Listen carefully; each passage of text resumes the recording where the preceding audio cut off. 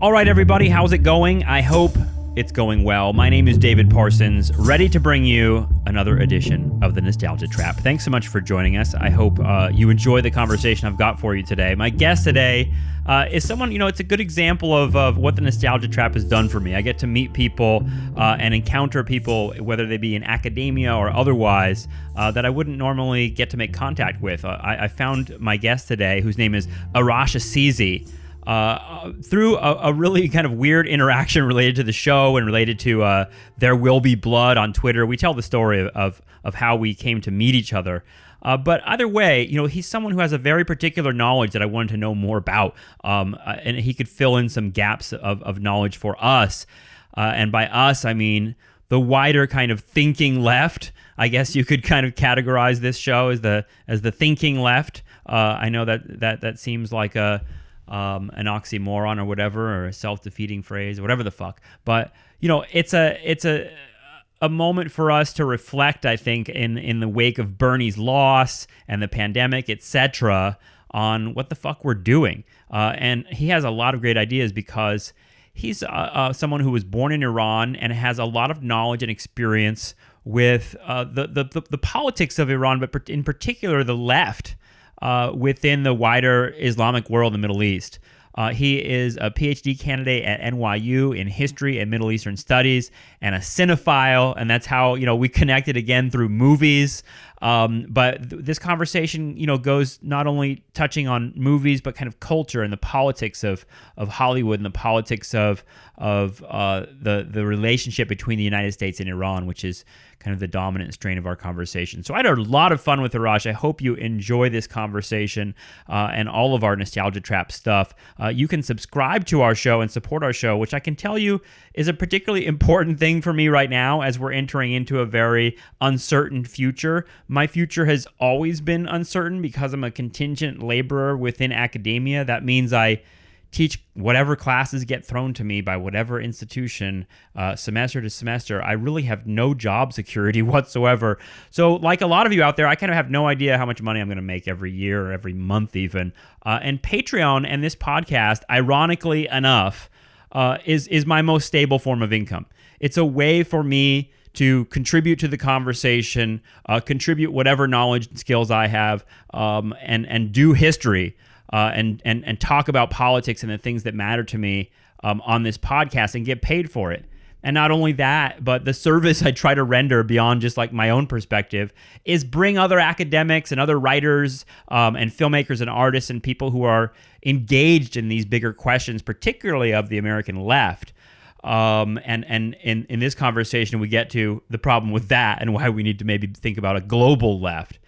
But either way, this is kind of one of my jobs. I think of Nostalgia Trap as one of my jobs. So if you can contribute at all, we've got bonus episodes and other cool stuff. We talk about things that we don't feel comfortable putting out in the entire public on our bonus episodes. So if you want to check that out, go to patreon.com/nostalgiatrap and sign up for our show. You can cancel anytime. It's not like you have to sign up for a year or anything. It's a pretty small obligation, but it means a lot to us to have supporters. So thanks so much for the people that are doing that. I hope you're enjoying our bonus episodes on Deadwood and the pandemic and all the other stuff that's going on. So thanks so much for, again, being supportive of the show. I really enjoy all the comments and interaction we get on Patreon and Twitter and otherwise. So enjoy this conversation. I really had a good time speaking with Arash Azizi. So here is my conversation with Arash Azizi. Okay, so Arash Azizi, I'm glad to talk to you. Thank you so much for joining us. Thank you very much for having me. This is going to sound so petty, but like the way that the way that we first encountered one another was on Twitter a couple weeks ago, when there was it's the best way. Yeah, right. And there was this ridiculous kerfluffle in the cinema community about I don't even want to dignify it, but I don't even remember where it was. But there was like this fucking there was this article about There Will Be Blood, and how like There Will Be Blood is a film that's basically like a movie that bad boyfriends show you and force upon women. And it's a really like odd take on the movie, but also odd was seeing like how like all these dudes came out to like defend There Will Be Blood, like in a very Do you, and that's where I encountered you, is on one of those threads. But like, do you have any investment in defending There Will Be Blood, or what? Why were you there? Well, you know how the discussions go. It's like, there's a bad take against something, and the worst thing you can do is to like go against it and defend it. When I think There Will Be Blood is a beautiful film. The whole sort of simple gender ideas that people have about some of these artists like Paul Thomas Anderson, or writers like Hemingway. I mean, there is some truth obviously to it, to the way they wish, there are some bros, if you will, or sure, some young male artists who have some ideas about them. But I mean, that's just one side of it. As it happens, I went to see it in a beautiful sort of orchestrated version in Lincoln Center with a female friend of mine who really loved it, and actually she invited me to go along. So I was forced into it. There is anecdotal proof of the exactly. the reversal of that thesis. Yeah, it's weird that like certain films get those reputations, but yeah, you're right. I mean, I get it that there is a kind of like swaggering maleness to the auteur thing, and I guess Paul Thomas Anderson occupies that. But like, I don't know. I've been following PTA since I was like young, and he, I don't necessarily put him in that category of swaggering maleness, although maybe he belongs there. I'm not sure. He can be. I guess he can. I mean, it's like Hemingway, as I said. I mean, the problem is not really Hemingway himself so much as, the kind of imitations of him and also people who don't really care about, what he wrote. They just sort of want to, shoot tigers or have ideas about that, So, it's not so much these writers themselves as to what they make them to be. You know what's funny is like that makes me think of that Woody Allen movie Midnight in Paris. Did you see that movie? I did. Yeah. I think I turned it off halfway through, and in part because like, and I don't know. I know people love that movie. It has like fucking 95% on Rotten Tomatoes or something. But like, it was because of that Hemingway thing. Like Hemingway literally is in the movie. Like all these like characters show up, and like the sort of reliving of that Paris, right, of 1920s and 1930s, obviously has a lot of currency among people, and I can see how it can be annoying, basically. Because Hemingway strides into a bar with like a shotgun in his hand and is like, I just got back from killing a bear. It was just like really like broad. It felt like I was like, is he doing a stereotype thing, or is this he's literally trying to say this is Hemingway? Yeah, that's that's certainly the depiction of Hemingway in that film. That is controversial. But if you want to make a film about the scene in 1920s and 30s, you should make one about Mexico City, which was kind of more interesting. But that's a different topic. Well, yeah, you're going to have to pitch that to Netflix, and you're going to have to explain why it's going to be in English. Yeah, that's right. Yeah. That's Adam's was. Yeah, I mean, I saw there's a show called Babylon Berlin on Netflix that I was like, yeah, I mean, finding like certain kind of like little scenes like that people don't pay as much attention to, but the international, like Mexico City, that seems like something that the Western audience doesn't want to see, which fucking sucks. We have like we have our we're getting there. We're getting. People say after Parasite, people are finally sort of watching films with subtitles. So. I wonder which was news to the rest of us in the world who we watched all the films with foreign languages all these years, but yeah, we're getting there. That was great to watch Bong Joon-ho like make that point again and again and again. That like, dude, like every fucking movie we watch is with subtitles. Like if you're outside of the U.S. or outside of the English speaking world, that's all you fucking watch. Yeah, that part of it is weird because.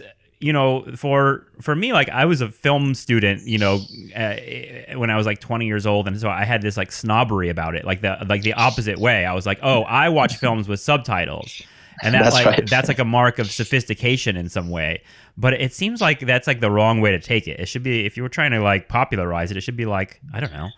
Like, I mean, I grew up I'm old enough. I grew up in Iran. I'm born in 1988. I grew up in Iran at a time where, I mean, it was hard to find, they weren't even CDs, right? You had films VHS, and a lot of times they didn't have subtitles either. So, and we didn't speak good English. So, if someone spoke English, you lured them in and they translated them pretty well. We saw a lot of classics like that in the Iran of the 90s and early 2000s. So yeah, the fact that you can stream films with subtitles is good for me. So. Yeah, how did you navigate being interested in cinema in Iran of the what? I mean, it sounds like you're coming of age in the 90s and early 2000s. That's right. Yeah. Yeah.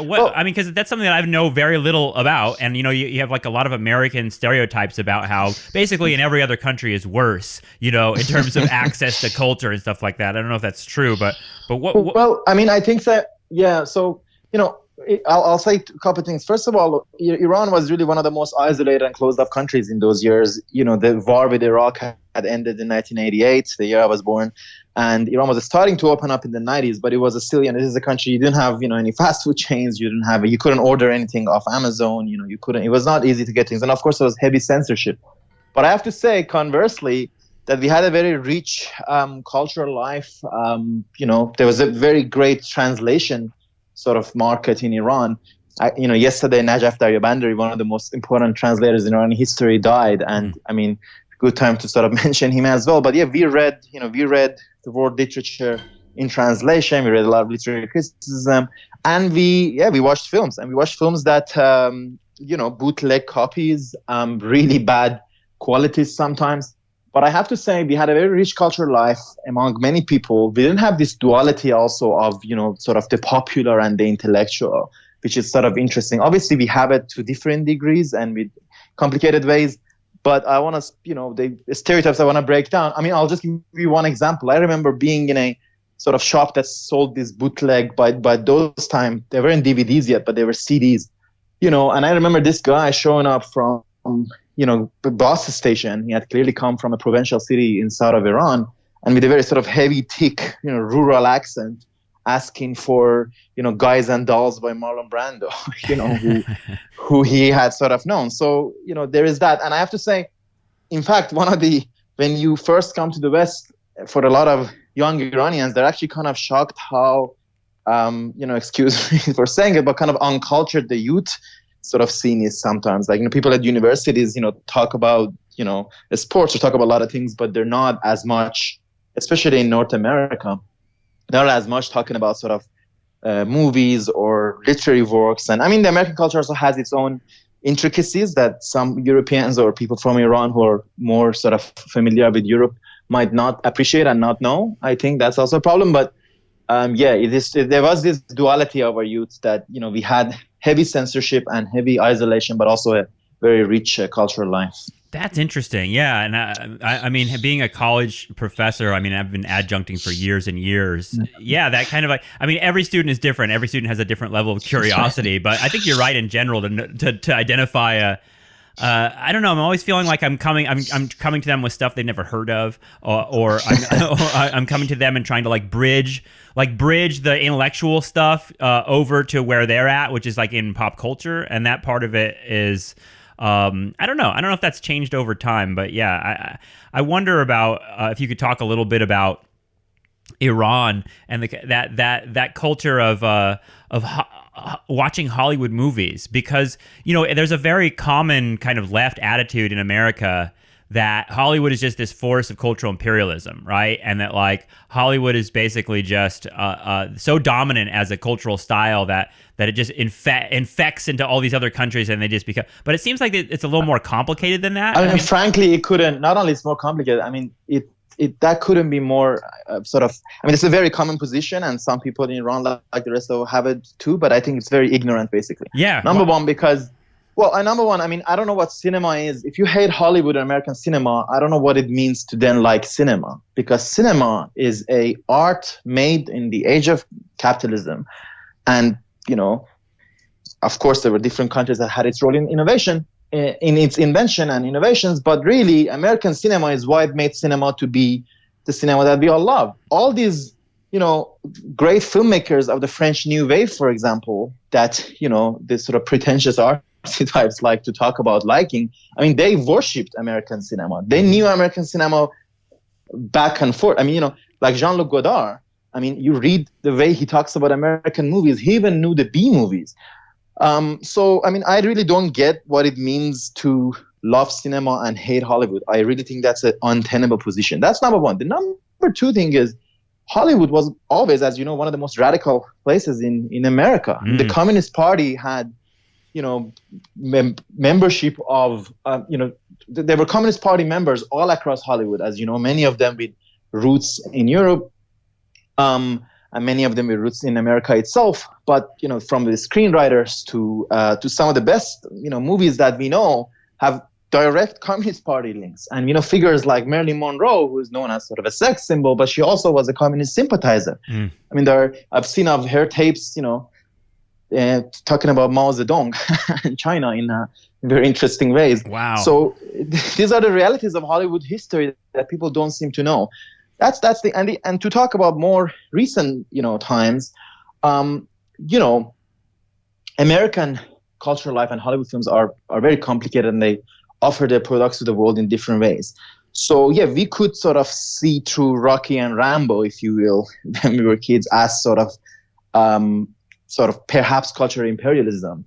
But also, I mean, there were so many different things on offer. I mean, you watch what you want and you get the ideas that you want. But by and large, the products of American cinema, I think, were seen very positively by Iranian leftists, actually, and by Iranian progressives, and even the Iranian progressive essayists like Morad Farhadpour, who have written about sort of the positive offerings of the American culture, of which the cinema is the pinnacle. I mean, as I said at the beginning, I don't know what it means to like cinema. There's art that a lot of us love, and in Iran, I think we particularly love it very much, without liking American cinema. It's an untenable position, really. Yeah, no, I agree, and it's weird because I often feel like having to apologize for liking Hollywood films. You're like, oh well, I haven't really seen the real stuff. I've only seen Hollywood, which is, I'm glad you brought up the communism in Hollywood, because there's a documentary, I don't know if you've seen it, called Red Hollywood.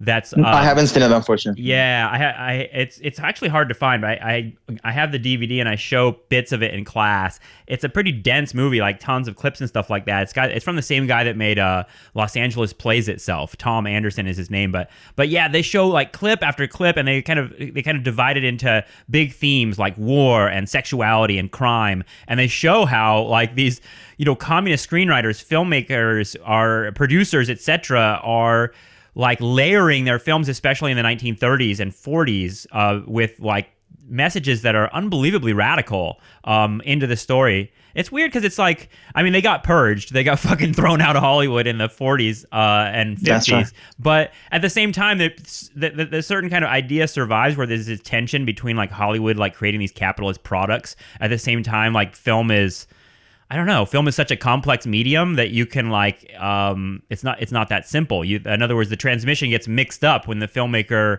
is putting his or her own kind of spin on things. I mean, Hollywood reduced. I mean, if one is fair, and we can talk about, there's a couple of things we can talk about. But before, number one, we should talk a little bit about what it means for film to be progressive, really. I mean, because I have a huge problem with kind of didactism that we have now. And we all have to like Boots Riley's film because it's communist. I don't care. I mean, I think it's a bad film. And it's okay. We can disagree whether it's a good film or a bad film. But people literally attack you on Twitter being, how dare you don't like a communist film? I mean, that shows some deep stupidity. I mean, like if art was just supposed to about taking a position, I mean, why make art in the first place? We can just like write pamphlets for each other. But even outside that, if one is fair, actually, I just wrote the Boots Riley example, but Boots Riley is Hollywood. I mean, okay, it's not mainstream studio Hollywood, but he still made a film. It was widely seen. Or talk about, say, Orange is the New Black, a show that brought so many issues. So if one is fair to the history of American filmmaking, it has had its own shares of compared to actually other countries, pushing on issues. Look at the anti-war sort of movies in American history, made again by mainstream people, right? The Deer Hunter, The Platoon. Look at a figure like Oliver Stone, who is now sort of a crazy, he's like a teenage troll almost like on the internet. But it's like it shows something. Basically, shows that there are traditions of radicalism in American cinema. If one is fair, it has had its share, even more than industry in other countries. Yeah, I agree. I mean, we started out talking about There Will Be Blood, right? Which is a film that I think one of the guests on our frequent guest Daniel Bessner on this show made the very hyperbolic statement that there's no greater film about capitalism in America or something like that. But whatever, like the film is based on an Upton Sinclair book. You know, it's rooted in that radicalism, and it is a film that like feels like, yeah, Hollywood made this, spent a lot of money on it. It's got big stars in it, and it's essentially like I don't know if you would you describe There Will Be Blood as an anti-capitalist film? I mean, it seems like it is. I mean, I think it is in many ways. It is, and I mean, it was written, as you say, by Upton Sinclair, who was again a Communist Party sort of card-carrying member, if I'm not mistaken. Who was definitely sympathizing to the Communist Party.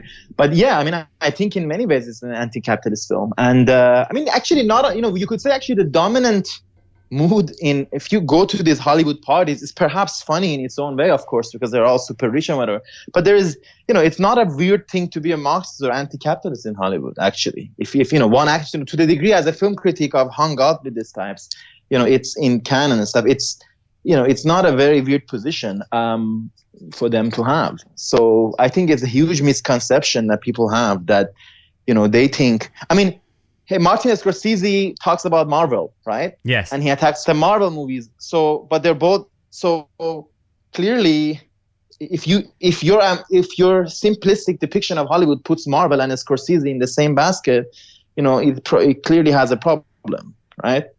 And I think most people's definition of this is as simple as this. I mean, it's a thing people say without knowing much, to be honest. They sort of say Hollywood films, and without actually really knowing what they're talking about. So. Yeah, no, I mean, I think it's actually I mischaracterized that position because it's not really a left position; it's more of a liberal position. This kind that's of right. Yeah, that's right. Yeah, and that's funny because Scorsese. Yeah, I mean, if he's Scorsese defining Marvel films as theme parks, it's almost like he's lamenting, that kind of that position that films could be that, that films could be something that's that vapid as a product, and he's kind of standing up for something a little more noble in terms of what the film like industry even could be. But I'm wondering, like, in terms of your own trajectory, you say born in 1988 in Iran. I'm thinking about, being young. At what point?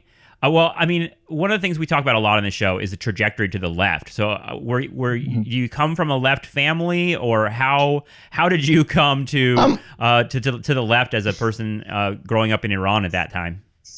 I did generally come from a left family. Actually, my mother was a political prisoner before in Iran, for many years, actually, before I was born.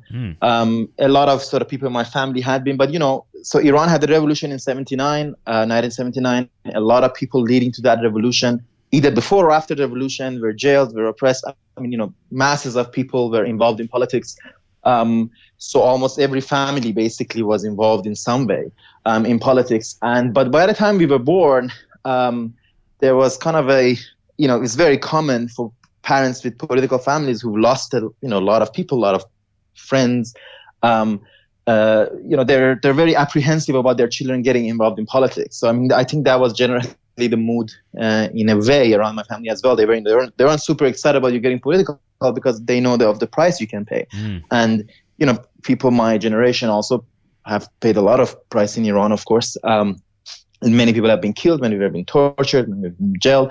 But yeah, it's a good question how I came to the left, because in Iran, there was a lot of reasons for you not to go to the left. That's one of the reasons that the government that we all hate and we're fighting, the Islamic Republic, uses a left language sometimes. Although it always also was very clear that it was anti-communist and anti-Marxist. It's always very clear on that. But, if you grew up, especially a little later than me, during Ahmadinejad's time, for example, with President Ahmadinejad of Iran, well, his closest friends in the world were Hugo Chavez of Venezuela, Ortega in Nicaragua. So it was kind of a lot of Iranians become actually rabid right-wingers in a way, because of this happens in countries where they're fighting against a dictatorship that is sort of aligned somehow with some left-wing states globally. Unfortunately, some people go to the right because of that. It's sort of a radical anti-dictatorship that leads them to a right-wing position.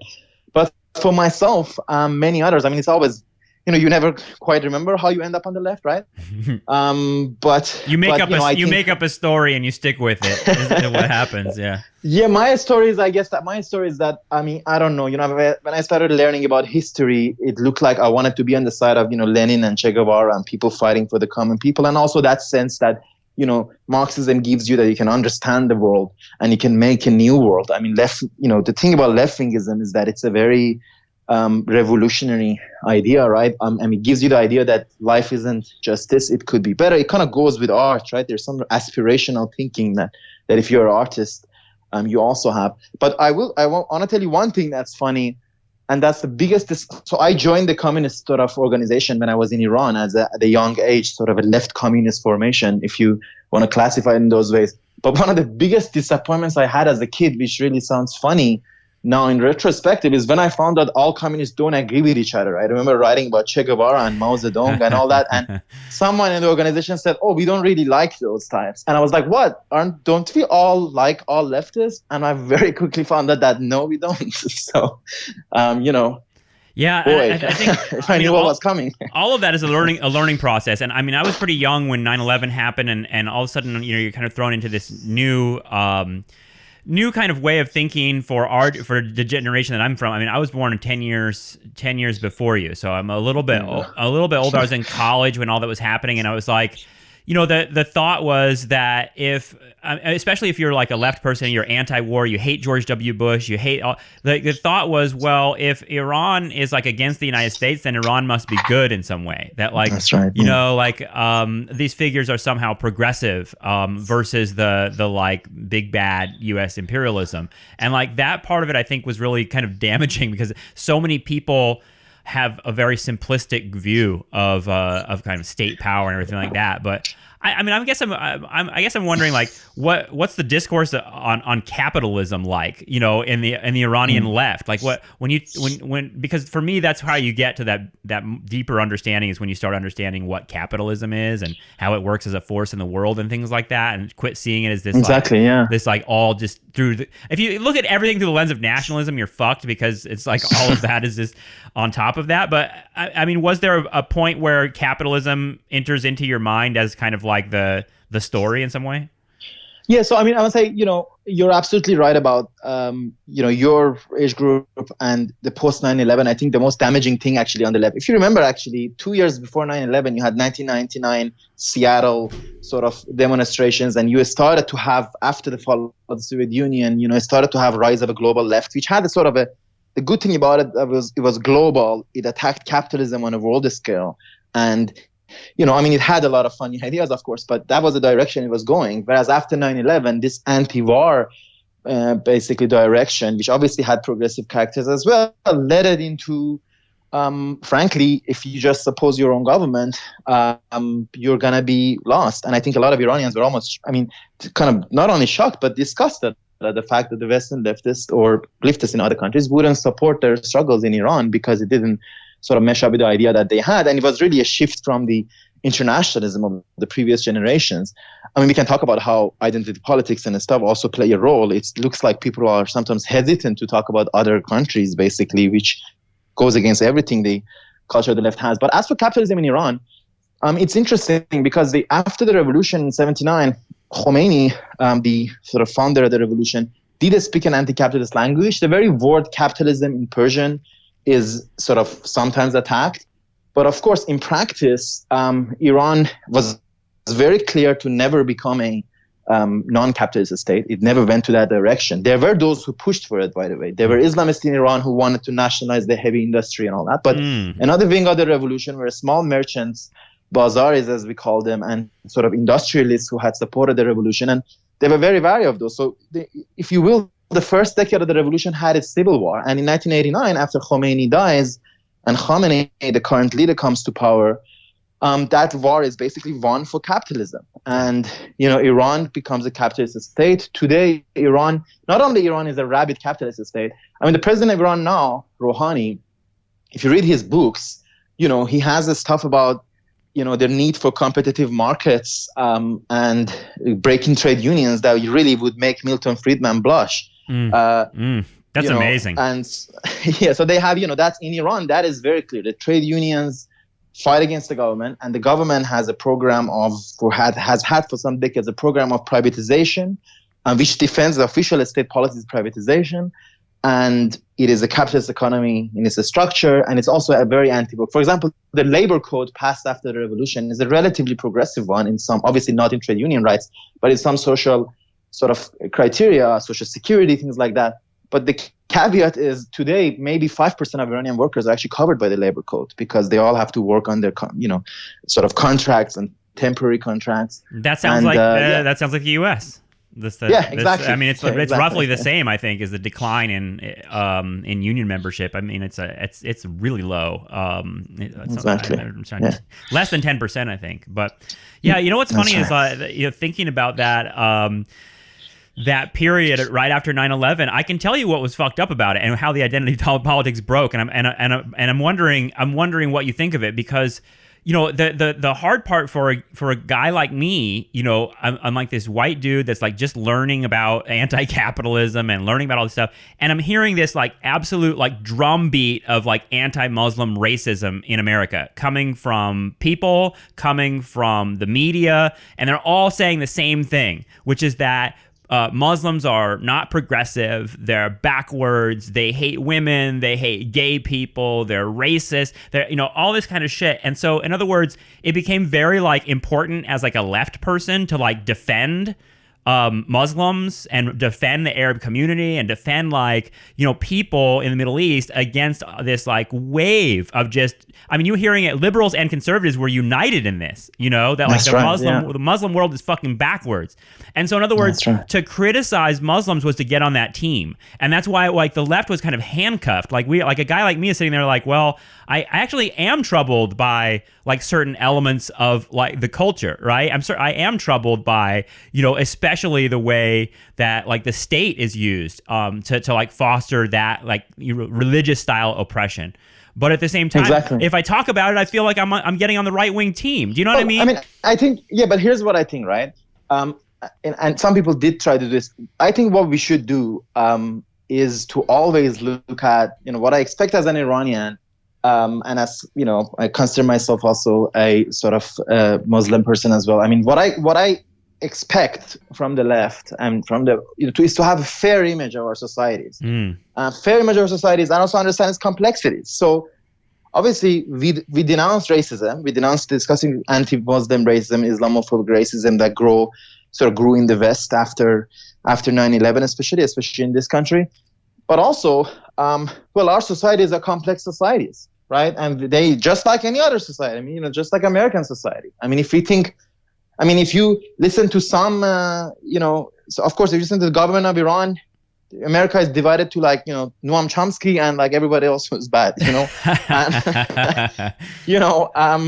or also is always sort of crumbling. And so my point is basically what we need is fair images of other countries, but also what a couple of things we need is number one, we need solidarity. And by solidarity, I don't mean this sort of, the idea of solidarity coming down the left is sort of I scratch yours, you scratch mine, right? No, that's not good enough for me. For me, I'm interested in if the meat packers in California go on a strike, I'm interested in it because it's part of the history of human beings fighting for liberation, and they're my brothers and sisters. I mean, it's very funny with this whole them and us thing. Like, where does it stop? If your workers go on a strike in California, it's an American issue, but if they go on a strike in Baja California in Mexico, it's a foreign issue that you can't comment on. I think the problem is, this universalism is very important, and it's under attack. So yes, if a Muslim woman from Senegal came and said something about her society, I get to disagree with her and oppose it sometimes, and it doesn't matter that she's from there, because we are having opinions. At the end of the day, we're having discussions and opinions about our world at large, don't we?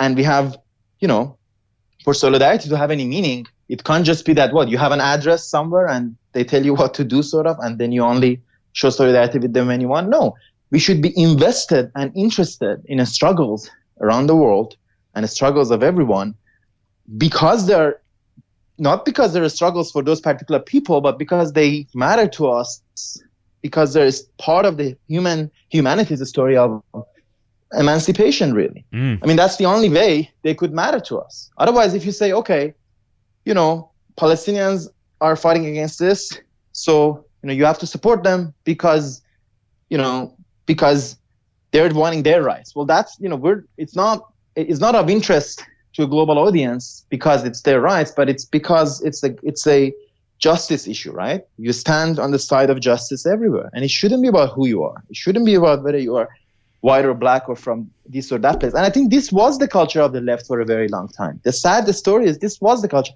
If you look at actually, let me give you an example. I spoke about Iran, and I spoke to the members of my family, those who have not been political for decades, right? But they were political for a couple of years around the time of the revolution. And what do they remember?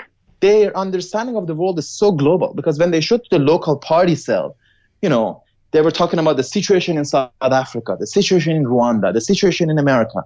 And they didn't care about it as sort of those people over there, but they saw in it a global fight, right? Yeah. That mattered to them because the issues are the same. And that's fundamentally and philosophically opposed to the type of identity politics, which believes that other people's experiences don't belong to you.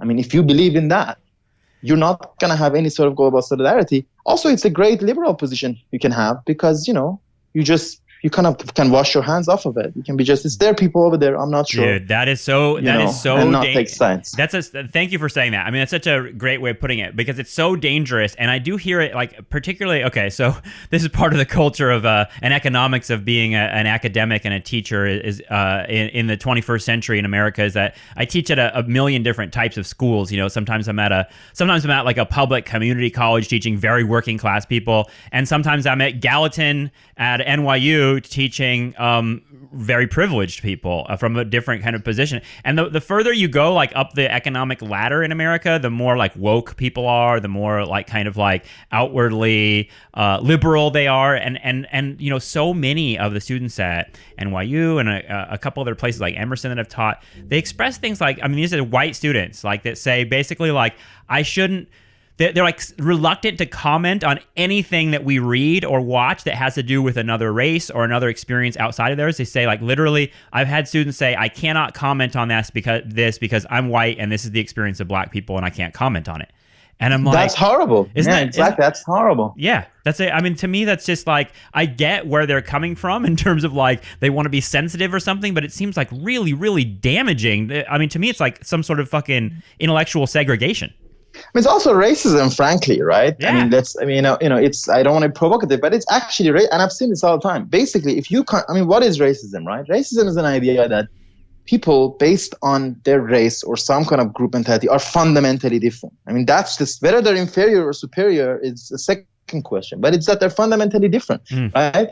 And if you really think, you see me and you think I'm so fundamentally different that you can't relate to my world, what kind of world what kind of understanding or that of it the would world be is that? Or that it would be offensive for me to comment on your experiences at all. Even if you're even if you're telling me about them, I'm well, I can't really judge because he's so different and his experience is so different than mine. And it's this, in other words, it comes from this impulse that sounds like it's trying to be sensitive to people's different beliefs or something, but it creates exactly what you're talking about, which is that it creates a barrier of saying this person is so different I can't possibly relate to them.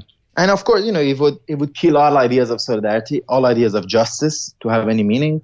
I've also taught the students from Gallatin. I'll, save my Gallatin jokes. There are two sort of inside NYU, I guess.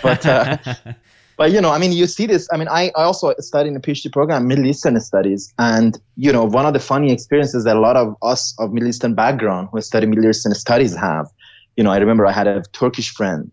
I'm actually writing about this now. And of course, with this Turkish friend, whenever we talk about a couple of things. We talked about how Islamicization, if you will, of the Middle East in the last few decades. There's a new book about it by Kim Ghattas called Black Wave, which is a pretty good book.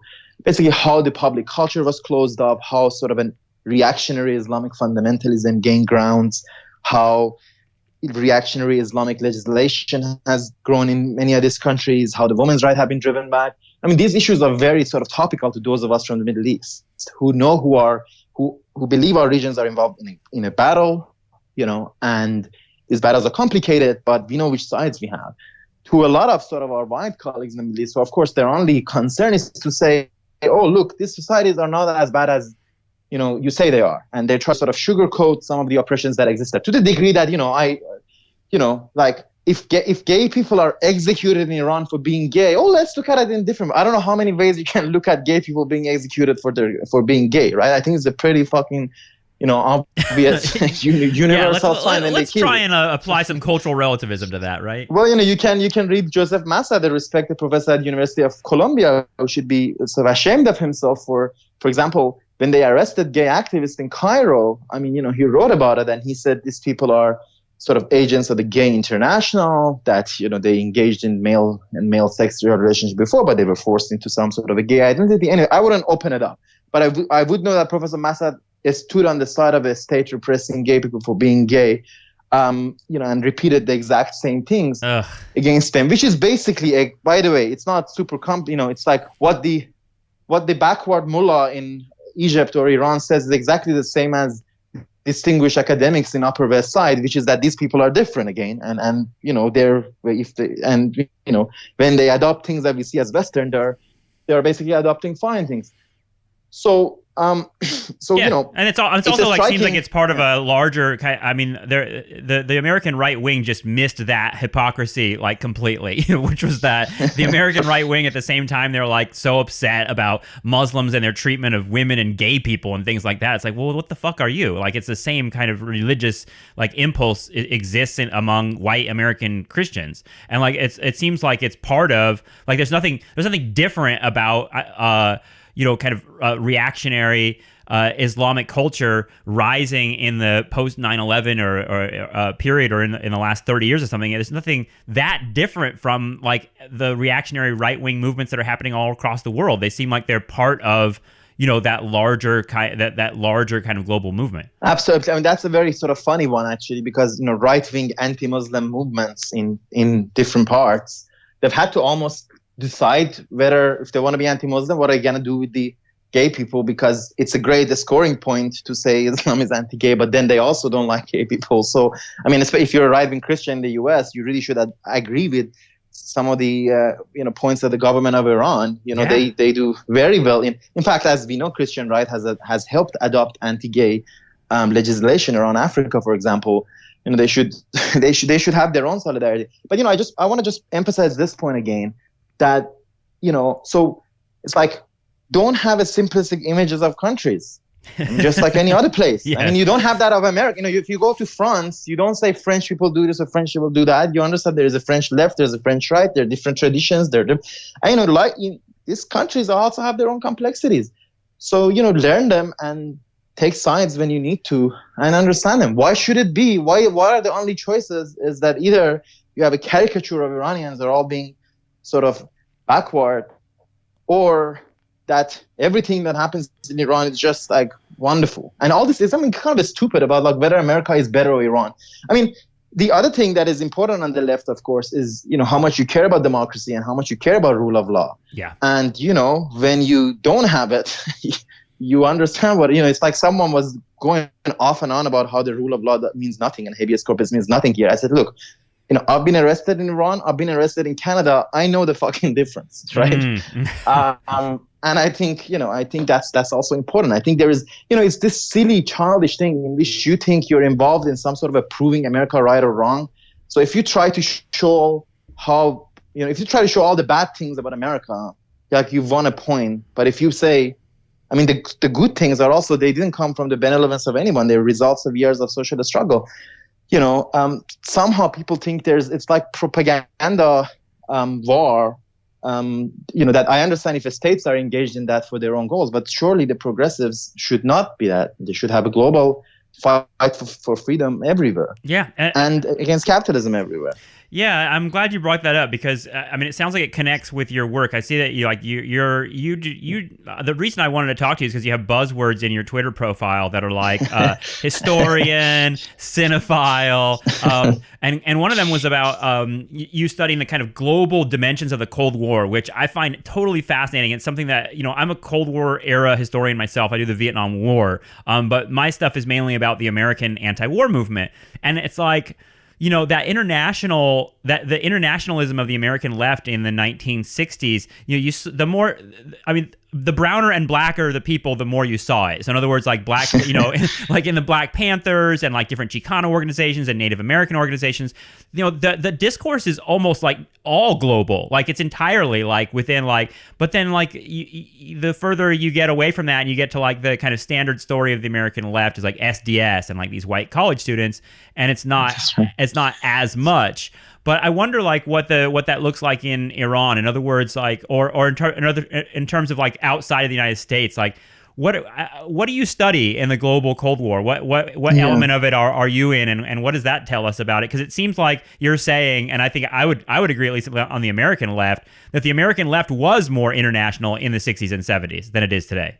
100%. 100%. It was more global, and it was more, I mean, as I tried to share, so its understanding was global. Even though identity politics is really child of the 60s in many ways, still the understanding was much more global. Look, I mean, my interest in the Cold War, and I have a couple of, I'm still writing my dissertation. Some of the things I say might sort of sound dissertation-y. Excellent. We love that. We're all about process here. Exactly. So, I mean, the thing is, I have a couple of sort of basic ideas. I studied the links between Iranian and Arab revolutionary movements during the Cold War. And this, I mean, in the Middle East, this is a pretty important divide between Iran and Arab world. I'm trying to show their connections. But more importantly, I'm trying to say a couple of things. One is that Cold War wasn't a sort of a struggle between two superpowers that over-influenced the third world. That's effectively how, through all different waves of a scholarship, the most respected scholar of the field now, Arne Westad, who has a couple of books on the Cold War, and I respect him a lot and I love his work. But I think it's still the framework is what I've sometimes called Cold War pessimism. Basically, that's the idea that Cold War was this bad thing.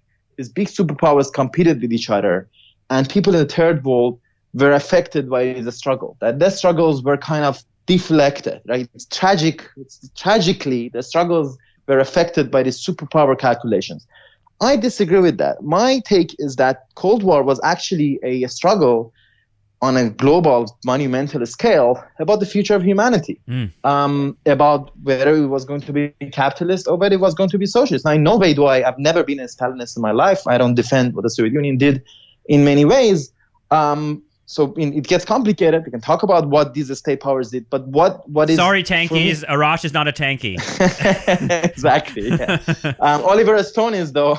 That's right. He kind of isn't. I never really thought of it that way before.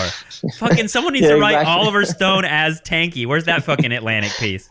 Exactly. So as I was saying, what I think is undeniable is that these actors that I'm interested in on all sides in the Middle East, I work in the Middle East, but around the world, are Cold Warriors. They're active Cold Warriors. They're nobody's tool. They're very proud. If you're a Communist Party member in Iraq, you defend the Soviet Union because you think the Soviet Union is fighting the good fight in this or that front, and it was often actually. And then we can then talk about. So I'm not a Stalinist, but I do believe Soviet Union giving arms to ANC. I think we all agree was being on the right side of history. Actually, Obama said that about Cuba, right?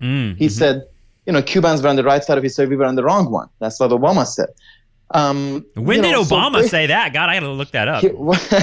It's in Ben Rhodes' memoirs. Okay. It's in Ben Rhodes' memoirs about, he didn't say it about power publicly, although he did praise some aspects of Cuban education, as you know that. That's right. Yep. Very controversial. But my point is basically my intervention in the Cold War debate is to say, look, these actors were Cold Warriors. And in a way, it was a very exciting time because you believed that every single struggle that you had was tied to a battle over the future of humanity. It led to the funny thing. One of my sort of favorite funniest stories is this city councillor, a Communist Party city councillor in Toronto, Canada, which, he was in one of his city council meetings, he gets attacked as the tool of Stalin and whatever. And then he gets up and says, yeah, Comrade Joe called me this morning and said, we really need a park in District 2, like before next month, right? So even like urban struggles over, where to build a park were somehow sort of involved in global struggle. And I think that was, in a way, that was beautiful. And I'll end with saying this. Last year, a few months ago, I had a trip organized by a media organization to, I went to Chile, Lebanon, and Hong Kong to look at the protest movements there.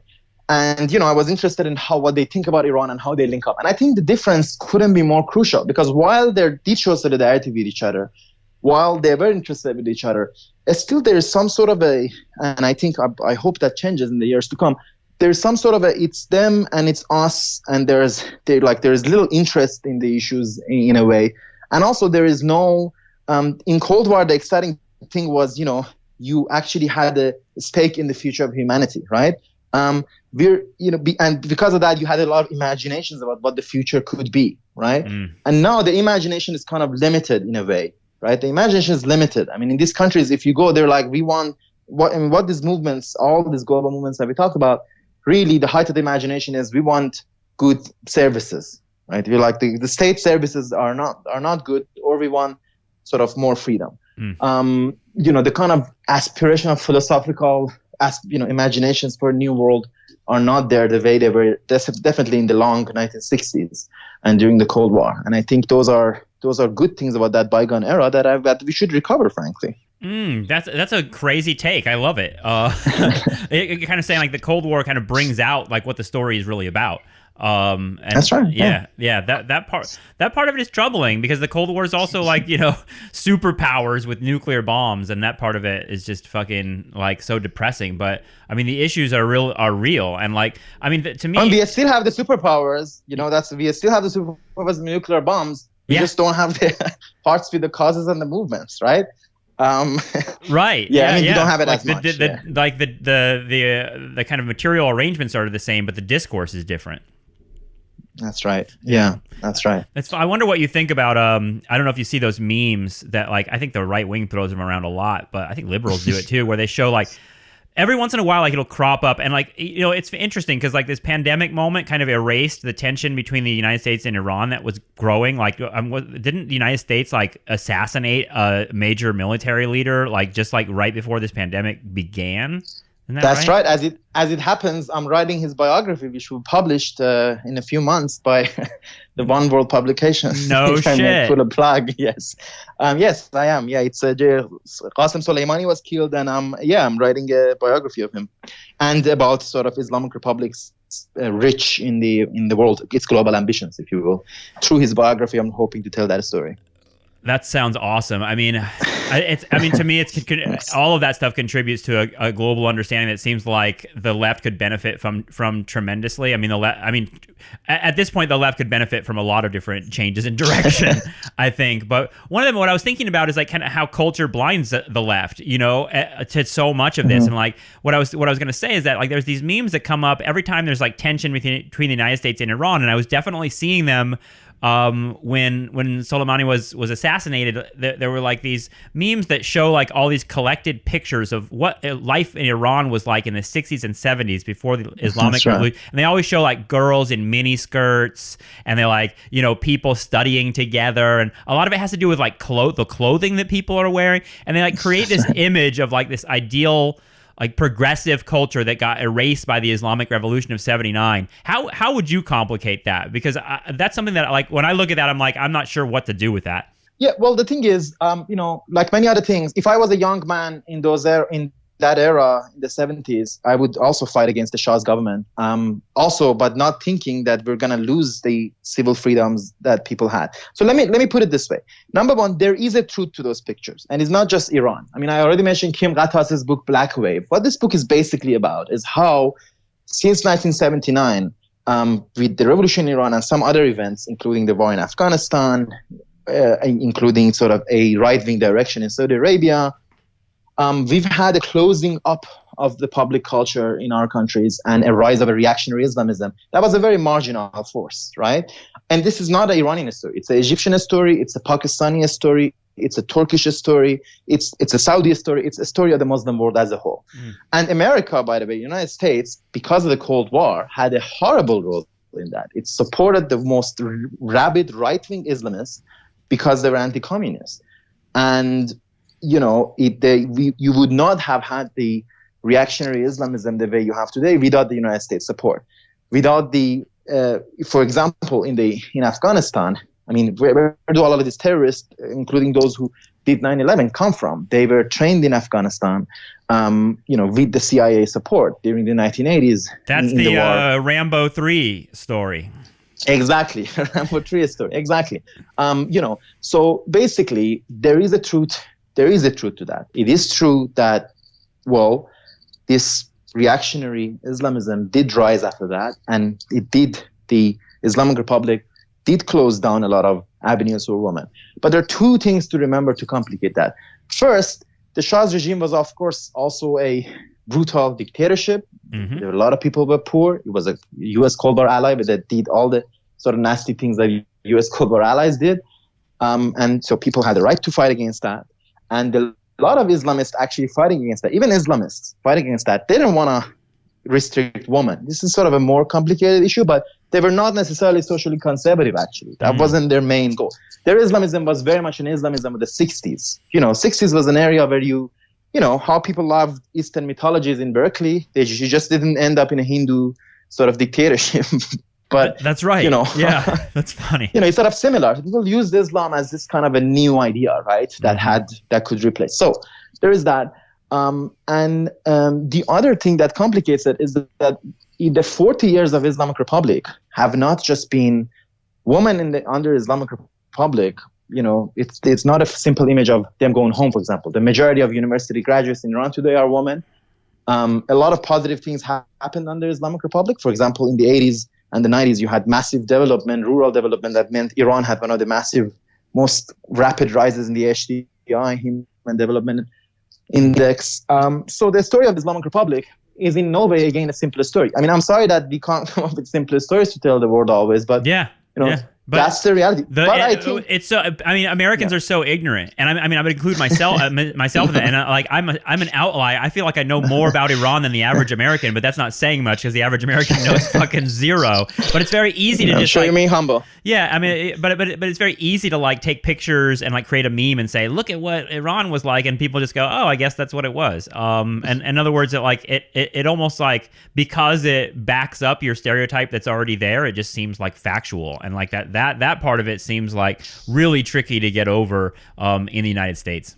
But I also have the problem the thing is, I want to say this issue of simplicity and complexity. I also have problems with sort of reposts to that who don't.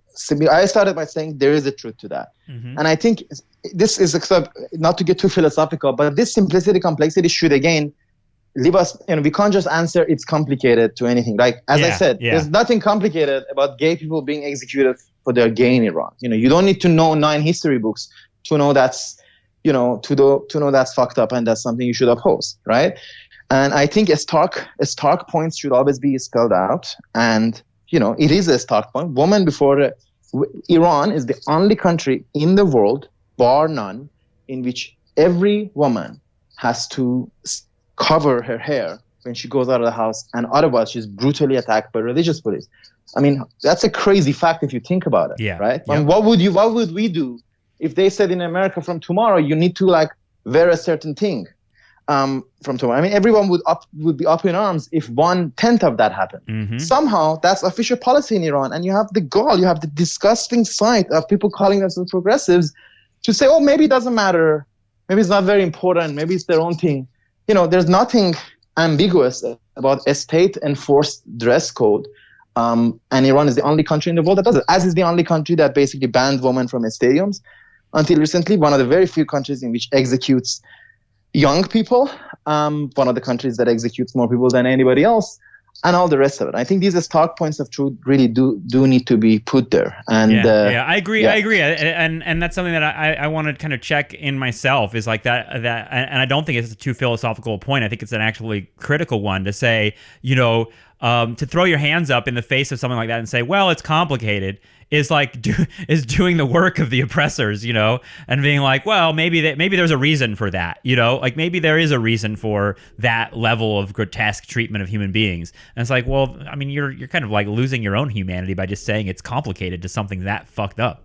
Exactly. No, I mean, and I think, it's there are things that are legible, right? If you say abortion rights, we all defend abortion rights everywhere. Hopefully, I know some people don't, but there's a lot of us that don't. Yeah. So, it should, in order to, the whole point about having a global fight for justice is that we can talk, and also again, to go back to what we said before, it's more complicated. Let's hear it. Teach me, why is this issue more complicated? So I can but you can't just be oh, you don't want it's our own issues. It's sort of, you have, and unfortunately, I have to say, there are some people, some Iranians, some people from certain countries, they benefit from having this role of some sort of a cultural mediator or translator who uses the politics to basically be the spokesperson on certain issues and shut up conversation about them. No, we should have a conversation. We should have a conversation on what should the U.S. left position be on Israel and Palestine. What should its position be on Iran? We spoke to two people. I mean, for example, in BDS, you can support or you can oppose BDS, but your answer can't be because Palestinian organization ask for it, we have to support it. That's not an answer. We need to have a conversation about the merits of the issue and the U.S.'s role there. And the positions should be taken on the merit, not because of this, as I said, the U.S. scratch my back, I scratch yours type of solidarity. Yeah, no, I agree. I mean, the internationalism on the left is something that I think I hope will return, because it's like it's such a key part of the whole thing actually functioning and making sense to me. But just to talk a little bit more about where you're at. You're at NYU, right? That's right. I am an NYU Ph.D. candidate and adjunct instructor here. And writing a biography at the same time you're writing your dissertation. You seem like a busy person. Don't tell my advisors yet. But well, the thing is, I mean, I used to be a journalist. The real story is I used to be a journalist. I worked on Soleimani and stuff for years. Mm-hmm. And when Soleimani got killed in January, I had a sort of offer from a publisher to publish, because I had done much of the work before, really. So it wasn't that hard to get it to a book level. And, I had an offer I couldn't refuse to bring a Godfather point. So that's cultural imperialism, man.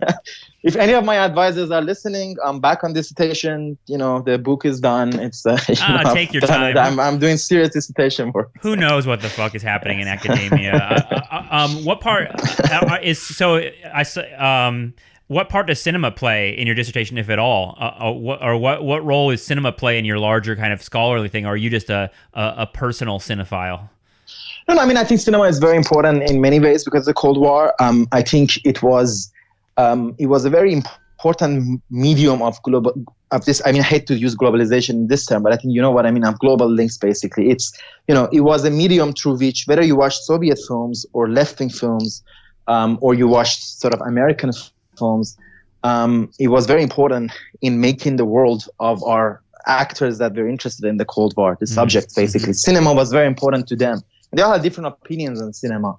Jalal al-Ahmad, for example, one of my literary heroes of the Iranian long 1960s, contradictory literary hero. Some people say he's the intellectual father of the Islamic Republic. I mean, I don't buy that, but he was some sort of a proto-Islamist. Anyways, but al-Ahmad, for example, I'm ashamed to say, hated cinema, and he believed it was this sort of thing that people did to pass time and have fun, and it detracted them from sort of real issues. But there were many others who took very different points. Basically, I think it's interesting to my work because it was an era in which it was a real mass medium in a way that perhaps it's not today as much. Although if you count in a streaming, maybe it's becoming a mass medium again.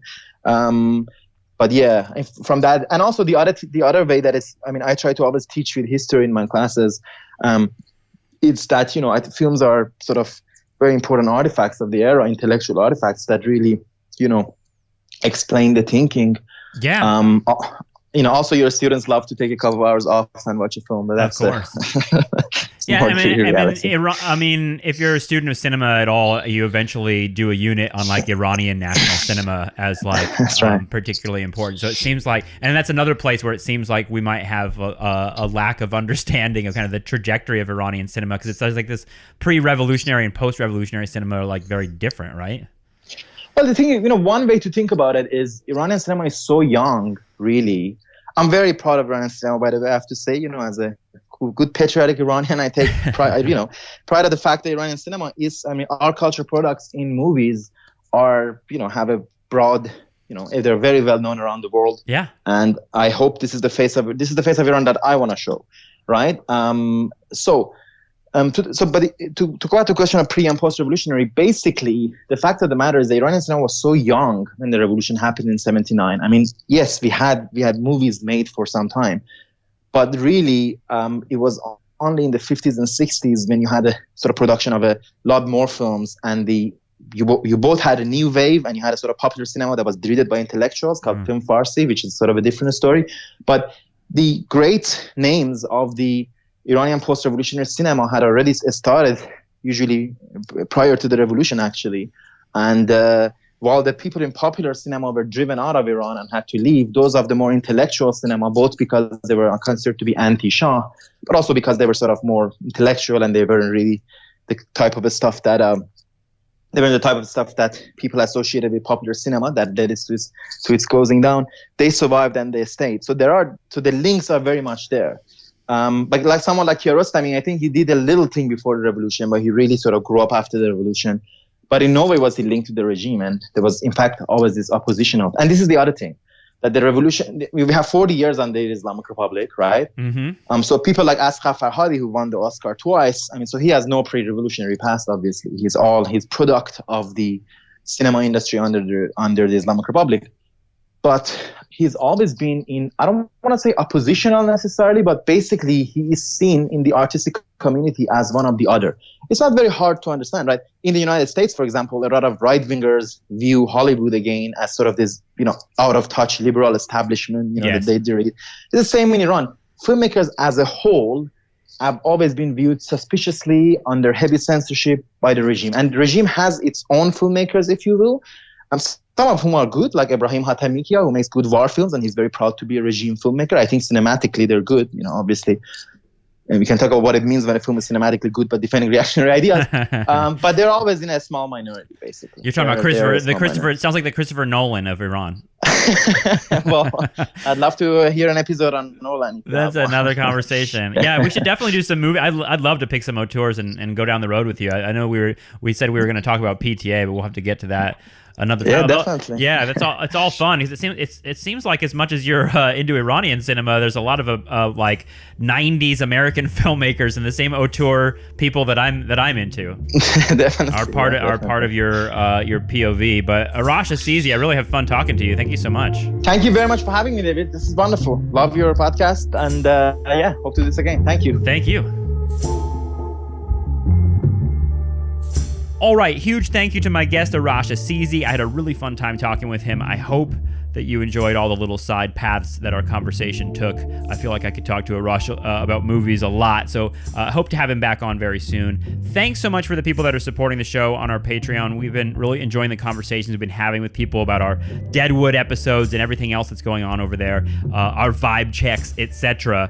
So if you want to join that club, go over to patreon.com/nostalgiatrap. We really appreciate it, and we will talk to you very soon. Take care. Bye-bye.